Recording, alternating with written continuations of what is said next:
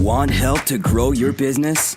Download BRiN, the world's first business advisor in your pocket. To find out more, visit BRiN.ai or search the App Store today.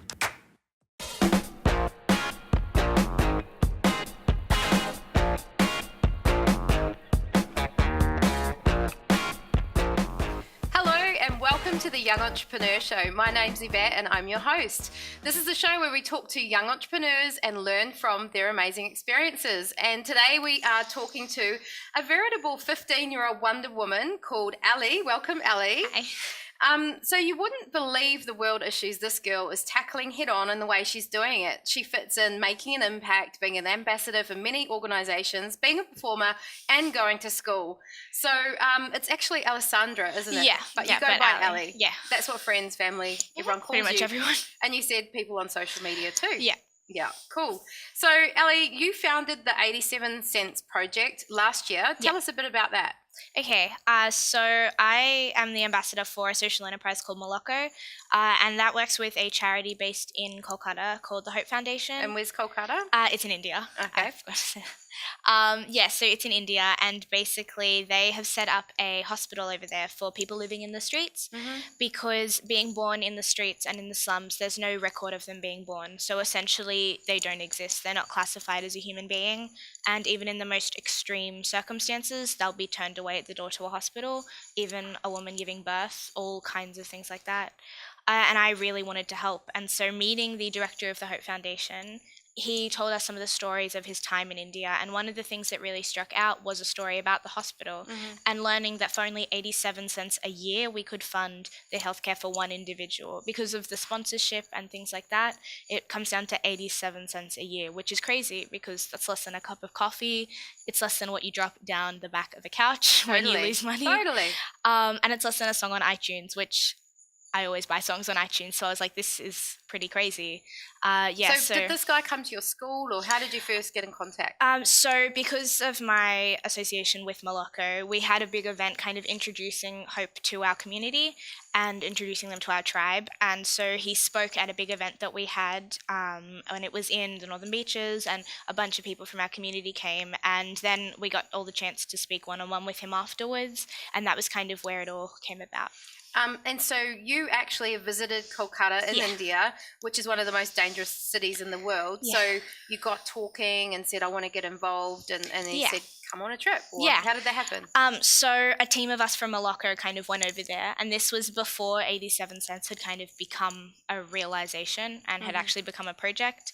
So there was a team of about 7 of us, the founder of Moloko, Kathy, her brother, his partner, and a few other people, and also a cameraman because we filmed a documentary while we were there. Awesome.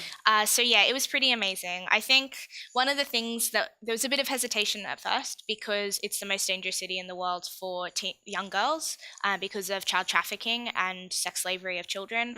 And so there was definitely the kind of reservation of, is this going to be dangerous? Like we've never been to India before. We didn't. Did mum and dad come with you, or you went with the group? My mum came with me. My dad was very wary about sending me over there. But we crowdfunded to get over there so that we could both go. How much did you crowdfund?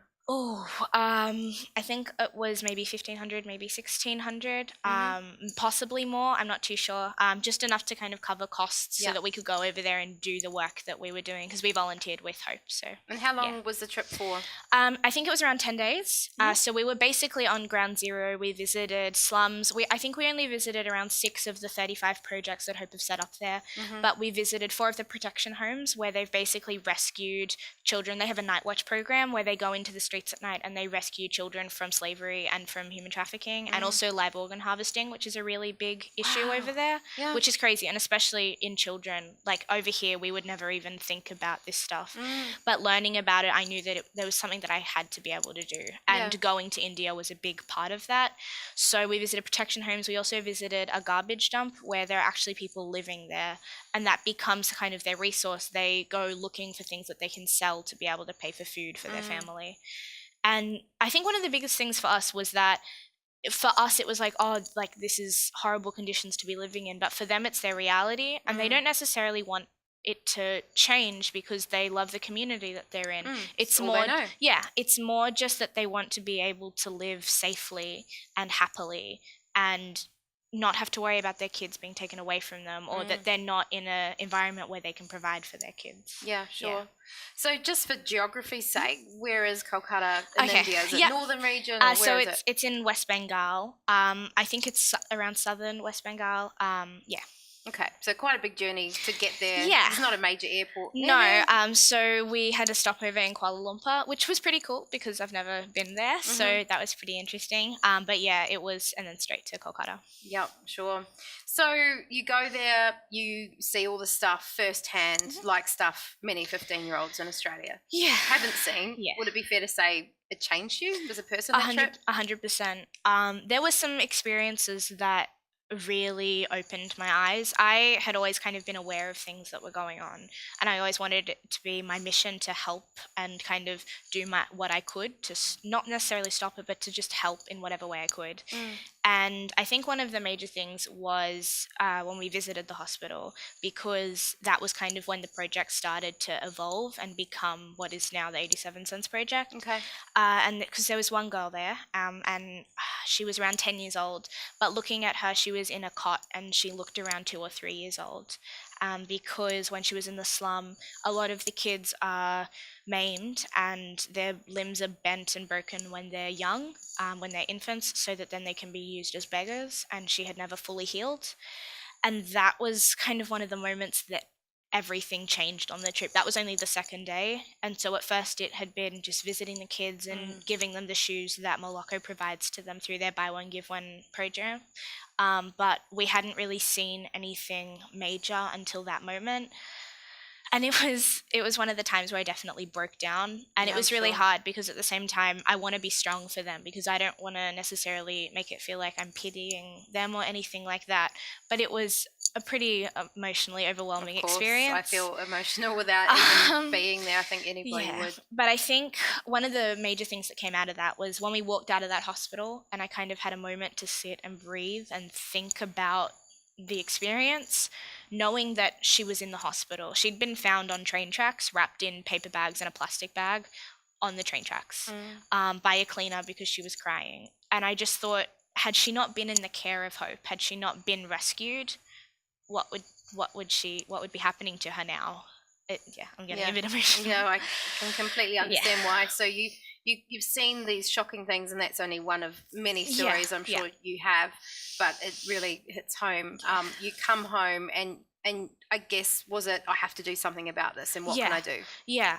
So knowing the 87 cents, that was kind of a really big thing, and also that stuck in your head, obviously. Yeah, and seeing everything that the hospital was providing to these people for that small amount, I thought this is a really great way where I can get involved, as much as, because I was doing everything with Morocco, but I really wanted to find a way where I could find my fit. And this, it seemed like the perfect opportunity to get on board, because no matter what avenue I was taking, I knew that there was definitely going to be a way that I could help do my part. So just to be clear, this is your project. Yeah. You came up with the name. Yeah. And then you approached the people at the Hope Foundation, said want to work alongside you and raise funds to support the work you're doing. Yeah, so they had a major sponsor kind of pull out of a deal, and there was a amount that they needed to fulfill, which is how the 87 cents kind of worked out. And the name kind of stuck, and it seemed like the perfect thing. And so I said to them, I want to help in any way I can. I want to help with the rest of the projects, but this is kind of one project that I really think I could see something happening. Sure. Yeah.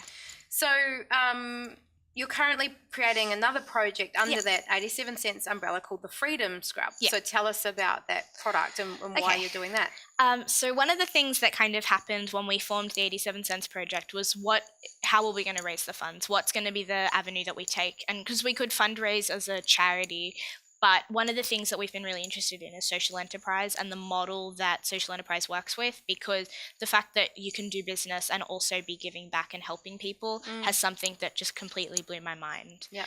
And so we were at the launch of a cafe called the Freedom Hub, and so they're an Australian-based charity cafe that work in a very similar realm. They work in the rehabilitation and the life skills development with women that have been rescued from slavery in Australia. Yeah. And it seemed like a really great fit. And so the grinds that they use in their coffee actually are a part of that model. So the grinds go back to the rehabilitation of child soldiers that have been rescued in the Sudan, and also the microfinancing of women in poverty in Rwanda. And so that was kind of a really big fit.